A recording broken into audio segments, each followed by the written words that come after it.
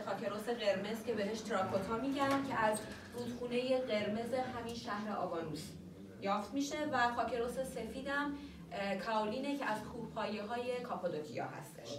در گذشته فقط از خاکروس قرمز استفاده میکردن ولی الان ترجیحشون خاکروس سفیده به خاطر استحکامی که داره و اون استحکام هم از این سنگ کوارتز به دست میاد. یعنی سنگ کوارتز رو میگیرن با کائولین میکسش میکنن و باعث استحکامش میشه و بعد از اون استحکام دیشواشر ماشین سیف و مایکروویو سیف میشه. یعنی میتونی حالت واسه پخت غذا اینا از اون ظرفشویی استفاده بکنی، میتونی تو ماشین ظرفشویی بذاری و بعد از استفاده یعنی رنگش نمیپره و اون استحکامو کماکان داره. در درجه 1100 درجه و 1200 درجه سانتیگراد در کوره پخت میشه و بعد از پخت حالا میخوام تمامی مراحل رو بهتون نشون بدم.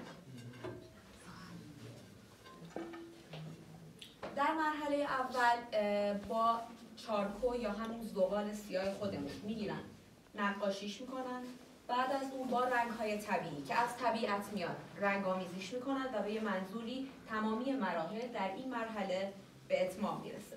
بعد از اون میگیرن با کریستال و شیشه لعاب دهیش میکنن. وقتی که توی این مرحله لعاب دهیش کردن دوباره در همون درجه اولیه پخت میشه و به این مرحله میرسه که میتونید این سرامیک درخشنده رو ببینید. یعنی اون لعابی که میدن توی کوره بله. میره نفوذ میکنه در درونش نفوذ پیدا لعابه مثل حالت جلا پیدا میکنه که اون تصویر خودش رو کشیده میشه. نه بعد از اینکه حالا رنگ‌آمیزیش که در لعاب میدن در بعد اینکه حالا لعاب دهی تموم شد توی کوره دوباره پختش میکنن و باعث میشه اون رنگ خودش رو نشون بده و بیاد بالا.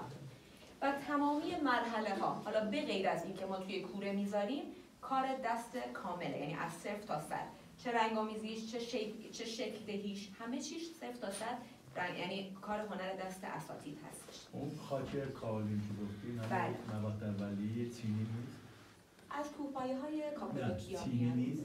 چینی وارداتیه یا نه چینی خودمونه ولی از ظروف چینی استحکامش بیشتره به دلیل این سنگ کوارتزی که توش استفاده میشه. یعنی بعضی از محصولات اینجا حداقل 70% سنگ کوارتز توش استفاده شده. یعنی نمیتونی بهش بگی سرامیک کامل.